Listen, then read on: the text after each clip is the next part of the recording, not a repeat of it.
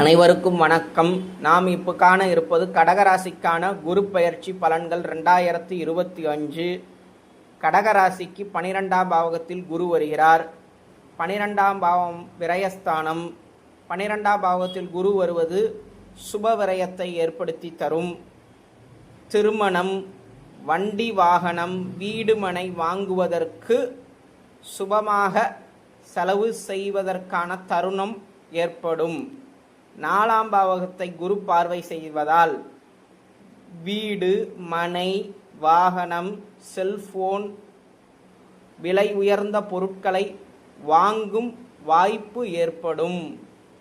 4ஆம் பாவகத்தை குரு பார்வை செய்வதால் உயர்கல்விக்கு செல்லும் மாணவர்களுக்கு அனுகூலம் ஏற்படும். அதனால் சிறந்த ஒரு அமைப்பு ஏற்படும். நல்ல கல்லூரியில் சீட்டு கிடைக்கும். 6ஆம் பாவகத்தை குரு பார்வை செய்வதால் வேலை இல்லாதவர்களுக்கு வேலை வாய்ப்பு கைகூடும். சிறப்பான ஒரு நல்லதொரு வேலை கிடைக்கும். 6ஆம் பாவகத்தை குரு பார்வை செய்வதால் ஏற்கனவே வேலையில் இருப்பவர்களுக்கு பணி உயர்வு கிடைக்கும். 6ஆம் பாவத்தை குரு பார்வை செய்வதால் உங்களுக்கு நல்ல கடன் வசதி ஏற்படுத்தி தரும். ஆக்கப்பூர்வமான விஷயங்களுக்கு, வீட்டு லோன் வாங்குவதற்கு இது ஒரு சிறப்பான அமைப்பு.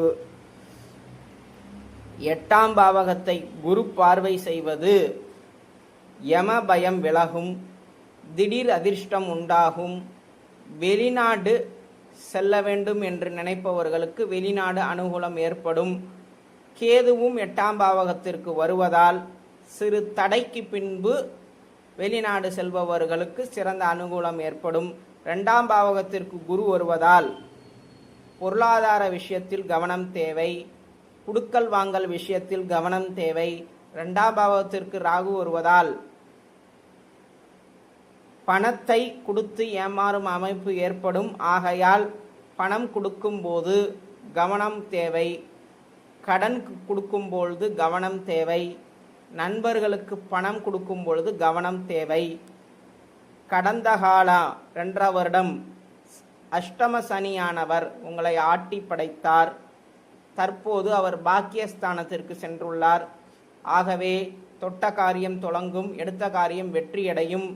கடந்த கால கசப்புகளை மறந்து இன்பங்களை அனுபவிப்பீர்கள்.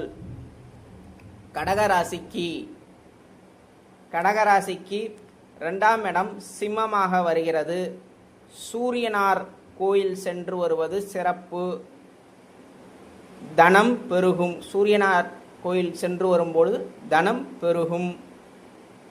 கோதுமை உணவை பறவைகளுக்கு வழங்குவது சிறப்பு. அனைவருக்கும் வணக்கம். மீண்டும் அடுத்த பதிவில் சந்திப்போம்.